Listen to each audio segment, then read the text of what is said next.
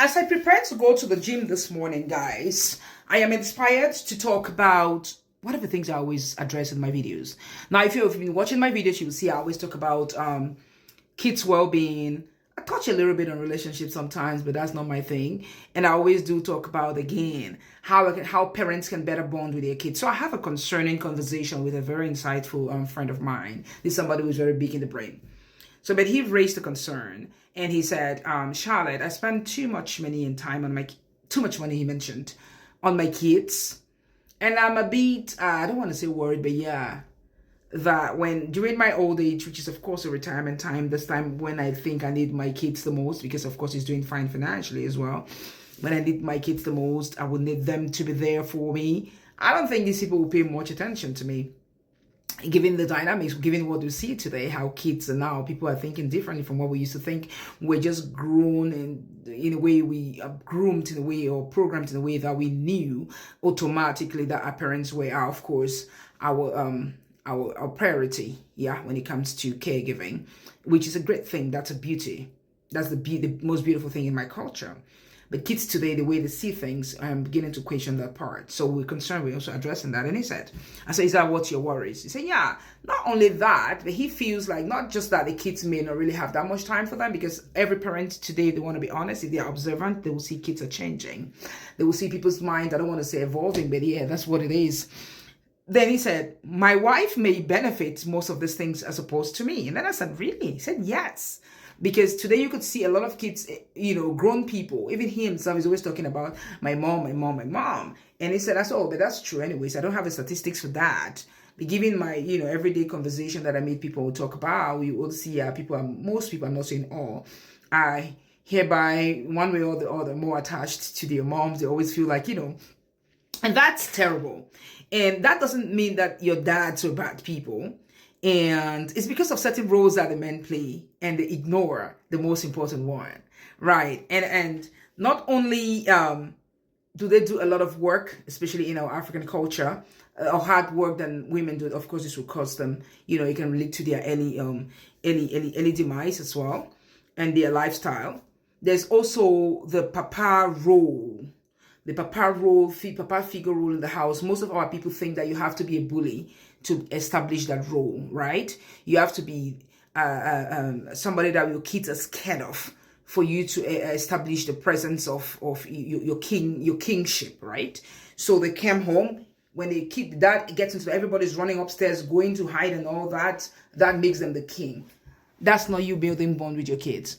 So what you're giving these kids, you pay for their schools and whatever basic needs that they may require of you to provide for them. You get them clothes, food, shelter, everything that money can buy. Amazing, that's great. But you're missing a very important aspect of a child's mind. You're missing a very important aspect of human development, which is that connection. Those things that money cannot buy. Those are the things that those moms that you think their kids are attached to provide to their children.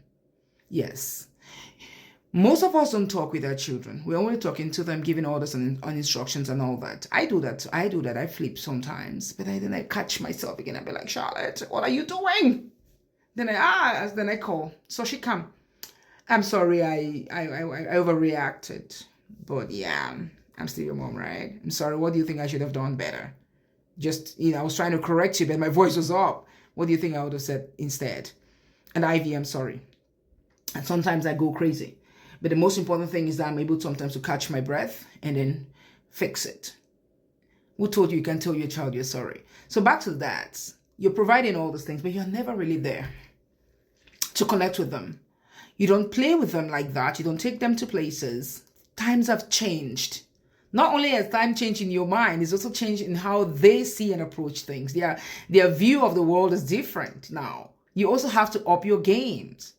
Yes, parents, you have to up your game. You have to get involved. I know you are busy. Find time in your busy schedules and prepare for that old age. Prepare for that bond building. Take them swimming. When they're even in the house. You don't have to be rich to do this.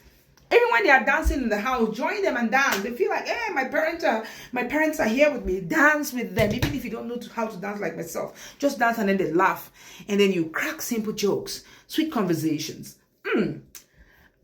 Someone told me you have a crush. They'll be like, Mom, what? I have a crush. I'm not crushing anybody, you know. Yes, she don't start get small girlfriend. Hey, no. I don't have a boyfriend. I don't have a girlfriend. No, they start normalizing that kind of conversation with you. You get it? And then you say it in a playful way. Yep. When I was in, make a story for them. Make up a story. When I was in this grade or this level, I used to crush on a guy in my class. If you never did crush, but just make a story. If you crushed, yes, share the story.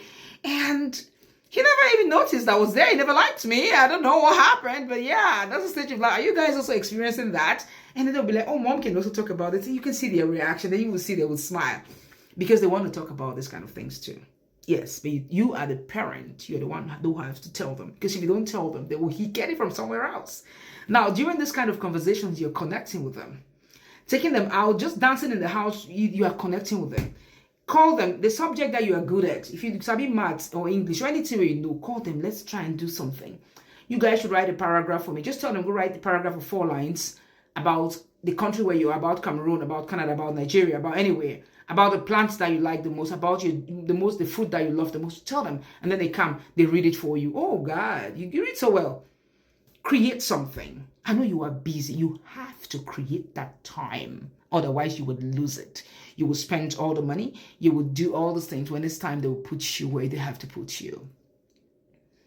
That's against our culture. Yes. So I was telling my friend, so that I take my child to the playground once. It's not just you taking them. When you take them to the playground, do you play with them? Do you talk with them? Do you connect with them in that kind of way? Sometimes just put food, you guys just eat. Don't make everything too formal. You can just go around the house talking and just biting snacks and just having fun and then chit-chatting. They need this kind of these connections, these activities that money cannot buy. These are the things that will build the bond that you parents need to fill up the relationship that you are supposed to have with your child. It's not just about buying books, picking them up at school, dropping them, paying for the most expensive schools. That's great, but it's not enough. If you're concerned about the bonds or the bond building, these are the things that moms give them secretly. And I'm going to talk to some moms as well. Stop it. Stop it, some moms. Stop it. When your husband says XYZ, and then you are doing otherwise, and then when you hear your husband's car coming or something, you hear dad is here, you say, hey, now papa don't come here. Me see when I do that thing. Your dad is here, let him catch you doing that thing. But you were there, you saw him doing it, right? And then you let it get to the point where you see, then they'll start running helter-skelter. So they feel like you're the place of comfort. And that's how you create conflict without even knowing. But without much ado, create time to play with your kids. That's when you build the bonds. For moms, I will make a video for you on how you destroy your child's relationship with their fathers without knowing. Okay? Until then, I'm still Nanga Charlotte Aging. Thank you.